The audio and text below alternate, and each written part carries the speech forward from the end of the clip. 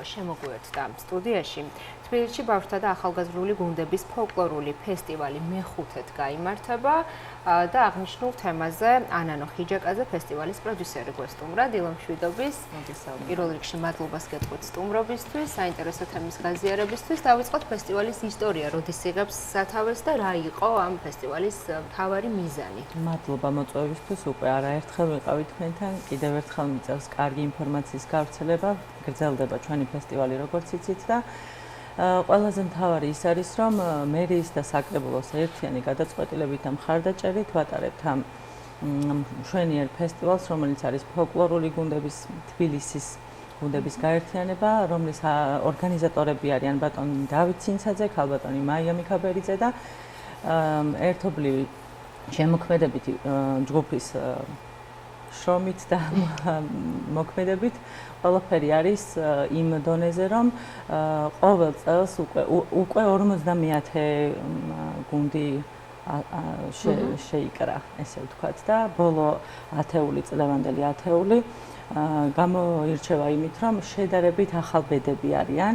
თუმცა ამ ათეულში შედის, რა თქმა უნდა, გამოცდილი გუნდებიც და ვაგრძელებთ ტრადიციას, ვაგრძელებთ ერთობლივ მრავალჟამიერი სიმღერას, კვლავ ჟიურის მოსმენას და ველოდებით დაჯილდოების მეორე კონცერტს და თითო წელს როგორც მოხდი 10 გუნდი იღებს მონაწილეობას, ხო? და წელს არის მე-5 საიუბილეო. ყოველ წელს 10 გუნდი, ვცდილობთ რომ მრავალფეროვანი იყოს, აი მაგალითად პირველ წელს თუ ძალიან დიდი გუნდები და გამოცდილების მქონე გუნდები, ბავშვთა გუნდები იყო, შემდეგ სტუდენტური და ახალგაზრდული გუნდები შემოგვიერთდნენ, შემდეგ ეთნიკური უმცირესობის წარმომადგენლები იყვნენ და მრავალფეროვნეს და ფერების შესწინეს. თითო წელს თავისი მახასიათებელი ახალბედები არიან, უნდა ითქვას, რომ აი ჩვენი თეატრალური უნივერსიტეტის მუსიკის მიმართულების დამთავრებულები გახდნენ ლოტვარები და უკვე ახალბედები რამდენიმე თვეა დაიბადნენ და შემოგვიერთდნენ წელს.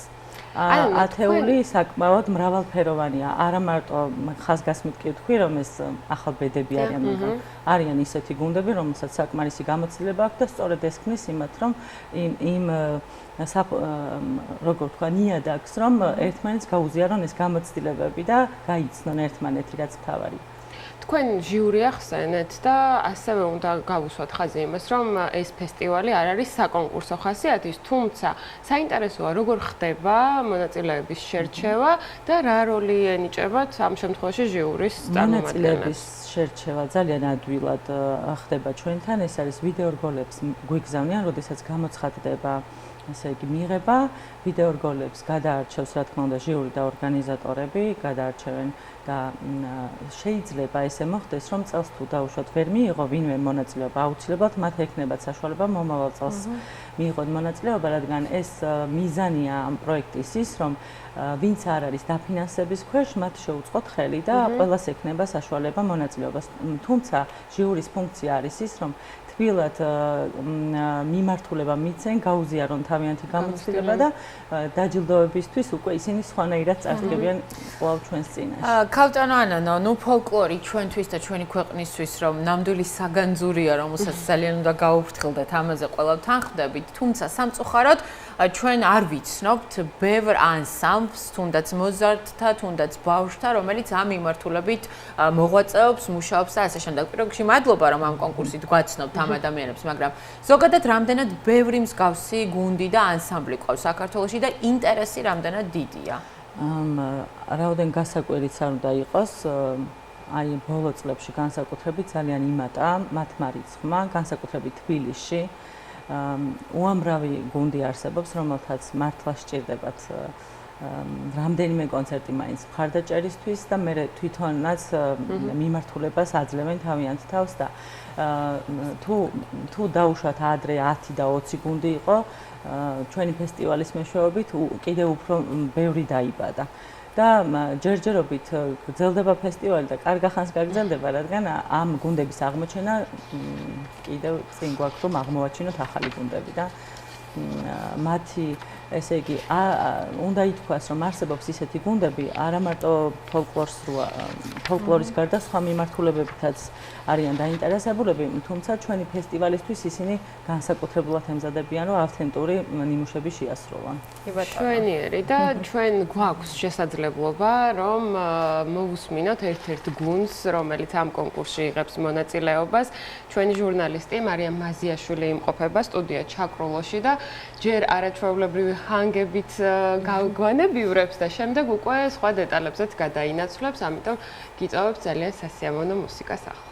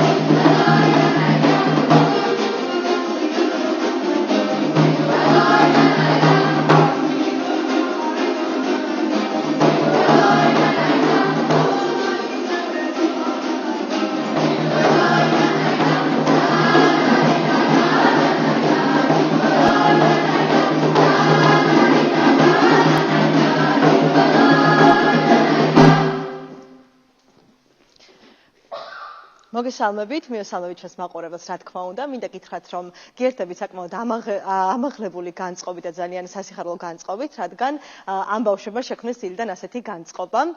ეს არის სტუდია ჩაკრულო, რომელიც ემზადება ძალიან მნიშვნელოვანი ფესტივალისთვის.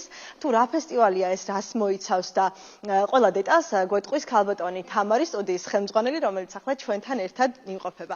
ქალბატონ თამარ, მოგესალმებით და თუ შეიძლება გითხარით, რას მოიცავს ეს ფესტივალი, რამდენად მნიშვნელოვანია და როგორ მიდის მზადება ამ ფესტივალისთვის. მოგესალმებით, ბედნიერი დილა საქართველოს.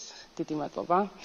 ეს ფესტივალი იმართება ორ შაბათს, მოიცავს ძალიან ბევრი ნიჭიერი გუნდის გაერთიანებას, საკმაოდ კარგი ანსამბლები უერთდება და ძალიან დიდი მადლობა მათ ორგანიზატორებს, ქალბატონ მაია მიქაბერიძეს, ქალბატონ ანანოს, თბილისის მერიას, კულტურის სამინისტროს ასევე და ჩვენ ვეცდებით, რომ აი ესეთი სამზადისი, რომელიც ყოველდღიურ რეჟიმში გვაქვს ჩაშვებული, ძალიან კარგი შედეგი დავდოთ. ასე მაინტერესებს რა იქნება ის სიმღერა, რომელთაც კონცერტზე, ფესტივალზე წარდგებით, თუ გაგვიმხელთ, თუ არის უკვე ცნობილი და რა მოლოდინები გაქვთ ამასთან დაკავშირებითაც? ერთს გაგიმხელთ, წემსური იქნება, სადაც მოიცავს რამდენიმე საკრავს ერთდროულად, სალამური, ფანდური დოლი. სოლოებიც გვექნება კარგად გადანაწილებული, მეორე სიმღერას არ გეტყვით. ეს ფესტივალი უკვე მეხუთედ ტარდება, როგორც ვიცი, ხო? ჩვენ დებიუტანტები ვართ, პირველად ვიღებთ ანუ მონაწილეობას, ჩვენთვის ძალიან საპასუხისმგებლოა და ვეცდებით, რომ ეს მოლოდინი რაც აქვს, ყველას გავუმართლოთ. და დეტალებით რო ვთქვათ, როდის გაიმართება ეს ფესტივალი და რა დროს? კი ბატონო, ორ შაბათს გაიმართება საღამოს 6 საათზე და ველი ყველას დიდი მადლობა. ეს ქალბატონი თამარ ხარატიძე, რომელმაც გაგვაცნო დეტალები და თქვენ შეგიძლიათ ახლა მოусმინოთ არაჩვეულებრივ შესრულებას კიდევ ერთხელ.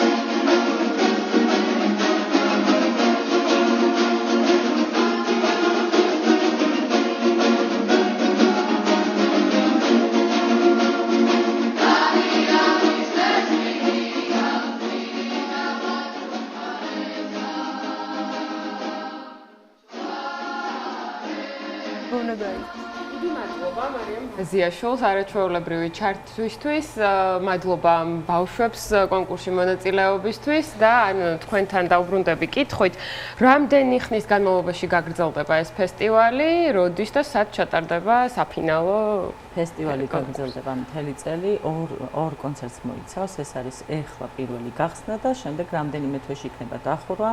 ჩვენ გადავიყეთ მათთვის საიმიჯო ვიდეო რგოლები და კონცერტი ჩატარდება პირველ ჯერზე, ესე ვთქვათ, ალექსიძის დარბაზში, ეს არის თეატრალურის პირველი კორპუსის დარბაზი, ეს იქნება 24-ში 6 საათზე და შემდეგი კონცერტი კონსერვატორის დიდ დარბაზში.